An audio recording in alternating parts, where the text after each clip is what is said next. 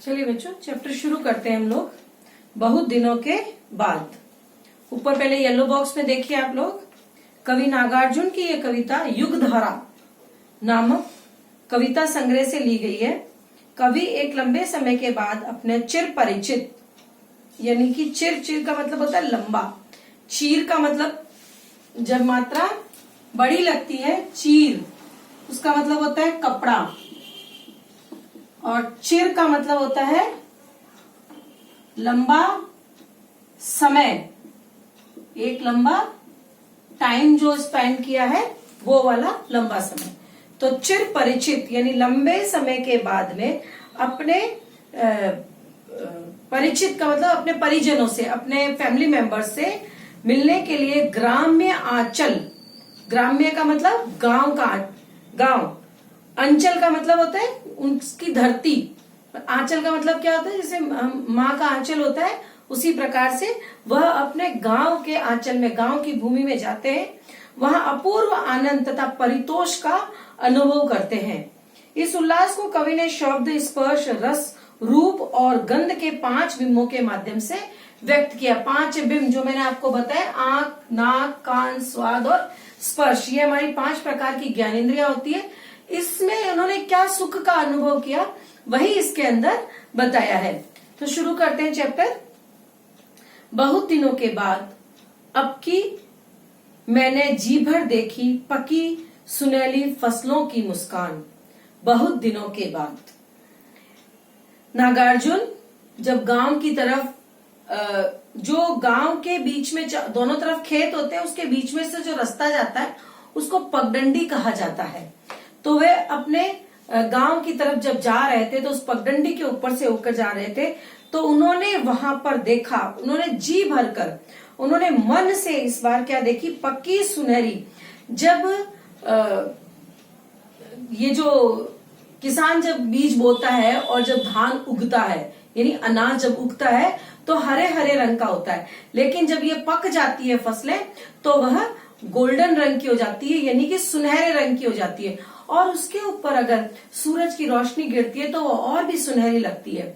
तो कवि ने इसको अपने शब्दों में प्रकट करते हुए कहा है कि पकी सुनहरी, यानी पूरी तरह से मेरी जो गांव की फसलें वो पूरी तरह से पक गई है, उनको मैंने मुस्कुराते हुए देखा है। बहुत दिनों के बाद, बहुत दिनों के बाद कवि जब अपने गांव की पगडंडी के ऊपर से गुजरते हैं तो उन्हें देखते हैं कि वह आंखों से देखते हैं, यहाँ ये इंद्रिय काम आई कि वह आंखों से देखते हैं कि चारों तरफ क्या है, बहुत ही सुनहरी फसल है। दूसरे पैराग्राफ में देखिए, अब की मैंने जी भर सुन पाया धान कूटती किशोरियों की कोकिल कंठी तान। मैंने इस बार बहुत ही मैं जी भरकर धान कूटती, धान का मतलब होता है अनाज, अनाज कूटते हुए यहाँ की लड़कियों को, किशोर अवस्था में जब, जैसे जो भारत के अंदर जो उम्र जो होती है उसको 4 विभागों के अंदर बांटा गया है। तो जो किशोर अवस्था होती है, यंग जनरेशन जिसको बोलते हैं, तो किशोर अवस्थाओं को, किशोरी लड़कियों को मैंने कोकिल कंठी तान, यानी कोयल के समान कंठ, यानी कोयल क्या होती है, बहुत सुंदर गाती है, तो कोयल के समान कंठ से गाती हुई मैंने यहाँ पर बहुत सारी लड़कियों को सुना है। अब की मैंने जी भर सूंघे मोलसरियों के ढेर सारे ताजे टटके फूल। बहुत दिनों के बाद वे जब पगडंडी से गुजर रहे थे तो जो दोनों तरफ जो बेल और लताएं थी उसके ऊपर मोलसरी, मोलसरी एक पौधे, पेड़ का नाम है जिसके ऊपर इस तरह से यूं झुंड के झुंड जैसे फूल लगते हैं। तो जब हम फूलों के किसी बागान से जब निकलते हैं तो उसके अंदर से एक अजीब सी खुशबू आती है। तो कवि ने उसी बात को अपने शब्दों में चित्रित करते हुए कहा कि मैंने इस बार ढेर सारे मोलसरी के जो ताजे टटके, यानी कि बिल्कुल सुंदर टटके, सुंदर और ताजे फूलों की जो खुशबू है वो मैंने सूंघी है, यानी कि नाक से गंध को मैंने सूंघा है। अब की मैं 4th पैराग्राफ में देखिए, अब की मैं जी भर छू पाया अपनी गवई पगडंडी की चंदन वर्ण धूल। बहुत दिनों के बाद इस बार मैंने जी भर कर छू पाया, यानी कि स्पर्श किया है उन्होंने इस बार। क्या किया है स्पर्श? अपने गवई, गवई का मतलब होता है गांव, गांव की जो पगडंडी है उसकी जो धूल है, उन्होंने उसको किस प्रकार से बताया है? चंदन वर्णी धूल। चंदन यानी यहाँ पर उपमा अलंकार लगा है। उपमा अलंकार मतलब क्या होता है? जब हम किसी व्यक्ति की या वस्तु की तुलना किसी बहुत ही सौंदर्यपूर्ण तरीके से जब करते हैं तो वहां पर उपमा अलंकार लगता है। तो वहां पर ये जो उन्होंने जो धूल है उसको कैसे बताया? चंदन के समान। जैसे चंदन को अगर सिर पे लगा लो तो कितनी शीतलता देता है, ये चंदन ही नहीं शीतल।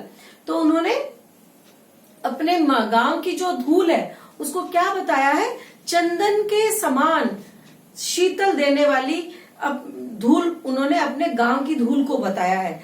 तो उन्होंने कहा है कि इस बार मैंने अपने गांव की जो धूल है, जो चंदन वर्णी धूल है, उसको मैं अच्छे से स्पर्श कर सका हूं।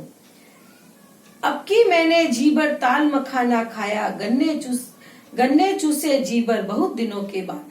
ताल मखाना यानी कि जो मखाने होते हैं उनका मैंने इस बार अच्छे से उनकी खीर बना के मैंने उनका क्या किया?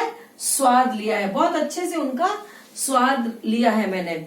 और खूब सारे मैंने इस बार गन्ने का रस भी पिया है। तो वो भी किस में आता है? स्वाद के अंदर आता है। अब की मैंने जीवर भोगे, गंध रूप रस शब्द स्पर्श सब साथ साथ इस भू पर बहुत दिनों के बाद। यानी मैंने इस बार गंध, यानी मैंने क्या किया है? गंध कौन से पैराग्राफ के अंदर आता है? इस पर आपके यहाँ पर पैराग्राफ जो आता है वो मैंने रूप यानी देखा है, गंध रूप रस यानी रस मैंने इस बार गन्ने का रस पिया है। स्पर्श मैंने छूकर यहाँ पर चंदन के समान धूल को छुआ है। मैंने शब्द सुने कोकिल कंठी तान किशोरियों के मुख से गाते हुए, और मैंने खुशबू ली है, गंध ली है मैंने। तो ये 5 प्रकार के बिंबों को मैंने अच्छी तरह से यहाँ पर आपको समझाया, और नागार्जुन ने भी अपनी कविता के अंदर इसको बताया है।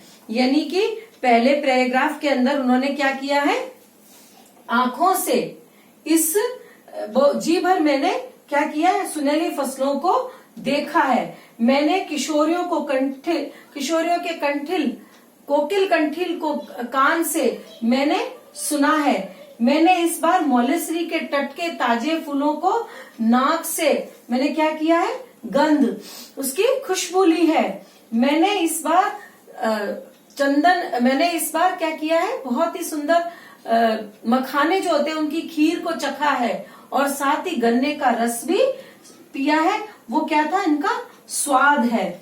और मैंने इस बार क्या किया है? अपने गांव की जो चंदन वर्णी धूल है उसको मैंने स्पर्श किया है। अब बच्चों इसके अंदर बड़े क्वेश्चंस भी हैं, लेकिन मैं आपको एक एक नंबर के जो क्वेश्चंस है वो सारे बना के और मैं आपको बताऊंगी कि किस तरह से आपको इनके आंसर्स ढूंढने होते हैं। पहले आप खुद खोजिएगा, खुद ढूंढिएगा, फिर मैं आपको आंसर्स की भेजूंगी।